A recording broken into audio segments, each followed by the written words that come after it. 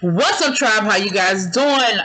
Welcome back. This is going to be a review of Dirty Job, Season 2, Episode 7. So, listen. We remember in the last episode, Betty bought the gun, right? And this episode, the main thing that we really saw in this episode was the wedding took place in this episode, and we see Betty falling into a depression, a really deep depression. And so, honestly, her shenanigans are the same. She's calling, leaving dirty messages on the machine. She's bad-mouthing him to anybody that will listen to her. We see at the beginning of the episode, the soon-to-be wife is planning her wedding and the bachelorette trip. They're going to Cabo, and they're making fun of Betty, and we see her with the boys, and the boys end up finding the gun. And at first, she tells them, because, they hit something, and it was the gun, and she was like, boys, I have to tell you something, but you have to promise not to tell anybody. And in my mind, I'm like, girl, they gonna go back and tell their daddy. But, like, Dan ended up saying, Dan was like, she wanted me to know she had the gun, that's why she told y'all. And I was like, you know what, that's true.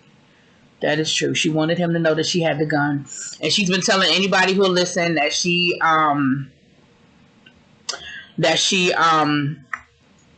was a marksman in college, in high school, which, remember, the very beginning of the episode, we saw that's when she found out she was having her menstrual cycle. We saw that. The other thing I forgot to mention in the last episode was she called her mother. When she was in court, she called her mother and asked her mother to come out and be a character witness for her. She said, please, I just need somebody to speak for me and let them know that I'm not a horrible person. And her mother wouldn't do it. Her mother said, I don't want to have nothing to do with what's going on between you and Dan. I ain't got nothing to do with that. Her mother wouldn't do it. And so I just thought that was sad that at the end of the day, like we saw throughout that her mother was a little special. The other thing that I'm really not liking at this point about the series is I think that we are not getting, although I think we get it. Like, I think they've done a good job of, because if you look at, even when I was looking at some of the old newspaper reports and like videos and stuff, they always made her into the unreasonable ex-wife. Like, he was giving her all this money, and why couldn't she just move on, and why couldn't she just get past it? So I think this miniseries is giving her voice. I think that this miniseries is telling her side of the story, and I'm sure his friends and family and her friends and family are not happy with this miniseries because it is sort of making them look like the bad guys. But to a certain extent, they were. Again, if Dan had just dealt with her with fairness and they had just gotten a divorce and she just couldn't deal with losing him and couldn't move on, that would be one thing. But he is constantly doing things to fuck with her. Like the visitation with the kids. He would purposely do stuff so she couldn't see her kids when she was supposed to see her kids. She had every other weekend, and then they alternated holidays. He would constantly plan stuff for the kids to do on her weekends. He would plan stuff on her holidays. I mean, even a holiday like Halloween, I'm like, damn, you can't let the woman have Halloween. Don't nobody care about Halloween. Don't nobody care about Halloween. She can't even have Halloween. And so it was little stuff like that. Telling everybody she was a child molester. Like, there were things that he did. Cheating her out of money. Buying that need to be demolished house, knowing you had every intention of making that house the house that she had to live in. Like, if you was going to do that, then you should have bought a nice house. Like, again, it was just things that he did to constantly mess with her. And at the end of the day, we saw him talking, the night of his bachelor party, we saw him talking to, because he ended up having to get security for his wedding. Child, she stole the wedding list and was calling all the people on the wedding list and telling people they weren't invited to the wedding. And okay. So, I mean, she was still, again, I don't justify none of that, but she was still doing her shit, okay? But he told one of his, the guy that was throwing him the bachelor party, he even said, he was like, listen, so there are some people who are like, they're not coming because they don't know what Betty's going to do. She been threatening people, telling people she got a gun and that she know how to shoot and, all this stuff. And so he ended up having to get security for his wedding to make sure she didn't crash the wedding. And he said, he listen, at the end of the day, Betty wants the money. So I'm the golden goose. She's never going to do anything to me because then she'll have no more money. And I'm like, so at the end of the day, he still didn't get it. He still didn't get it that it wasn't about the money. Yes, part of it was the money. But I think part of it was from the point of view of she felt like he was cheating her out of the promise. The promise was, if I'm a good wife and I'm a good mother and I do what I'm supposed to do, that my husband is going to take care of me. And I think had he treated her fairly from the beginning, I just think, I've said it before. Anyway, then the ex-wife actually, I mean not the ex-wife, the girlfriend, the soon-to-be wife actually broke into Betty's house. And she went in there to get her damn wedding list back. And I'll be honest with you, I ain't mad at her. I mean, Betty done broke into y'all house 5,672 times. So damn it, I ain't even mad that you broke into the house to get your wedding list back, child. But while she was in there, she stole Betty's diary.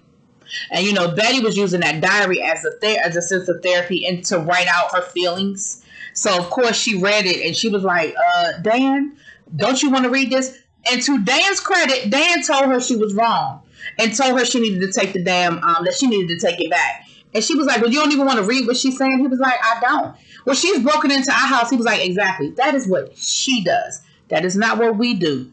You need to take it. I don't want to read it. I don't want to have nothing to do with it. So she ended up returning the diary. But of course, once Betty realized that the girl had the diary, then she was like, she felt like they were laughing at her. Yeah, I know how Betty is. So she felt like they were reading her diary and laughing at her.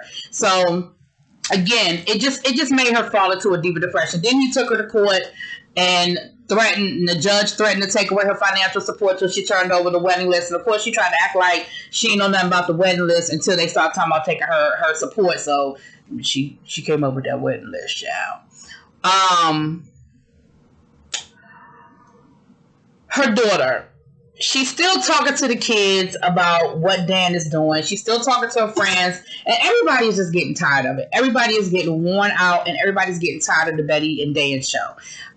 Even her friends who tried to really be supportive and be there for her through all of it, they're pretty much just at their wits' end. Hell, they went out and got beepers for the day of the wedding with special codes so that they could keep up and make sure that they would know to let Dan know that they don't know where she is, and you know, red alert, you know, kind of thing. And so they, you know, I can't be mad at them because I do think they tried in the very beginning to tell her, look, girl, just move on.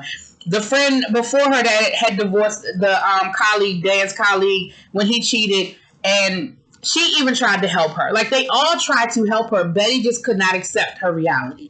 She just couldn't. And again, the woman had a total mental break. Like, she clearly was not living in reality. She just wasn't. The daughter, they find out that, and again, I don't know how much of this Dan did to fuck with Betty and how much of this Dan did because Dan was just a different person in a different place.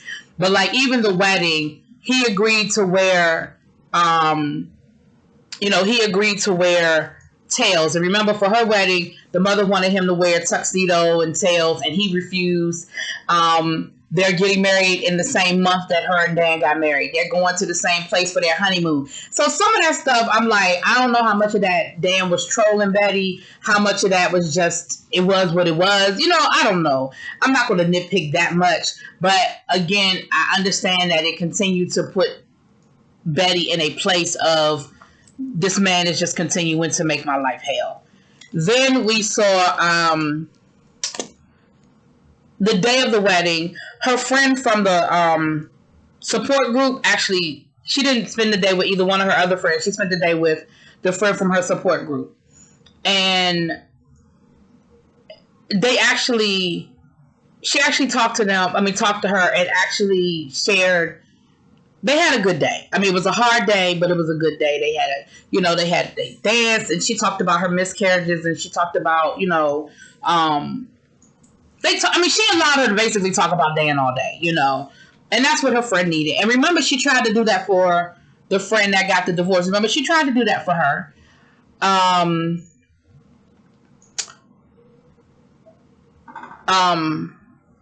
So actually, no, was it the friend from the support group, or was it her friend and she had the pager to make sure that Betty ain't go nowhere. I think that was it. The friend that had the pager to make sure Betty didn't go nowhere. Anyway, then we saw, you know, like I said, we had a couple of more scenes to just show how, as soon as they got back from the wedding, the girlfriend put her voice back on the voicemail. Remember, the judge told her to take her voice off of the voicemail. And as soon as, I mean, they weren't even back from, they still had their luggage. I mean, they literally had just walked in the door. And she changed the voicemail message again, just to fuck with Betty. Just to fuck with Betty.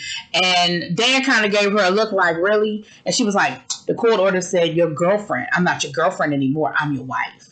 And I was just like, okay. I mean, again, you have every right to do it. I ain't saying you was wrong for doing it. I'm just saying, pick your battles. But okay, you already know the woman crazy.